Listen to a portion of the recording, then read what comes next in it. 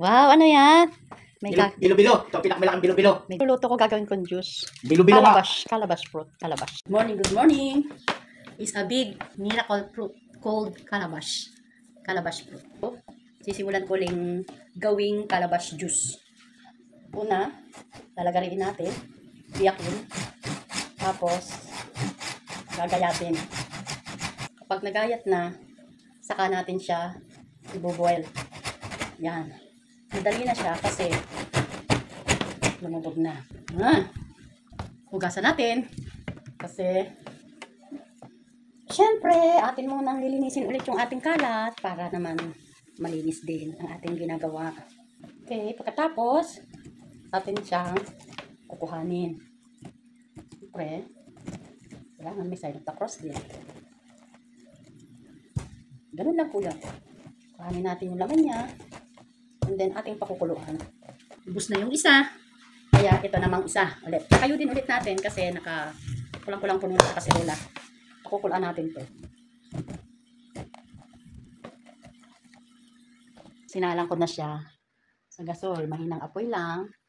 And then, wala po siyang tubig. Hindi ko pa siya nalalagyan ng tubig. Pinapainit ko muna. Magtutubig naman siya ng kanya. And then, yung magiging juice niya, yun po yung ating iinumin. Pero, kailangan po natin siyang pigain para pag nakita natin na ubi na siya. Eto na siya, mga auntie. Yan. Ganyan siya kapag nilalaga. Medium fire lang ako. So, hanggang sa magtubig siya. Pag inaakala natin na luto na siya, 45 minutes into 1 hour, pwede na yan. Basta kumulo. And then, saka natin siya pipigain. Kukuha na ng juice through salaan. Atin siyang pipigain. O kaya, pwede rin ang katsa o telang puti kung walang katsa. Ang amoy niya ay parang wine. Para siyang wine talaga. Pero kapag niluluto mo siya, para siyang yung gabi. Yung magagata ka ng gabi. Na puro dahon. Yun, ganun siya. Ito po yung nilaga ko ng walang tubig. Kusa siyang nagtubig ng kanya. So, hinahalo ko lang talaga siya ng hinahalo. Para mag-mix-mix at lumiit yung kanyang sizes. Kasi nilagay ko siya dito ng kung ano yung aking pagkakatuklab dun sa kanyang shell. Yan, sa kanyang balat. Actually, naitapon ko na yung balat niya.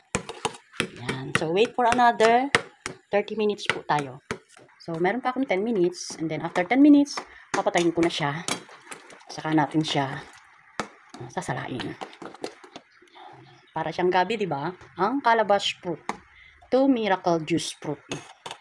It's good for the heart, diabetes, and blood sugar. I mean, high blood. Yan po, mga benefits niya. Okay, hello mga auntie. Ito na yung napiga na natin siya dito sa ating katsa. At ito, may tira pa na ating sinasala.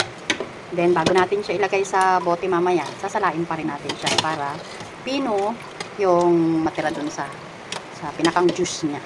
Ito na po yung aking natapos na miracle fruit juice. Utay-utayin ko itong iinumin every morning and night. Paunti-unti lang. Hanggang sa maubos na to. Parang wine.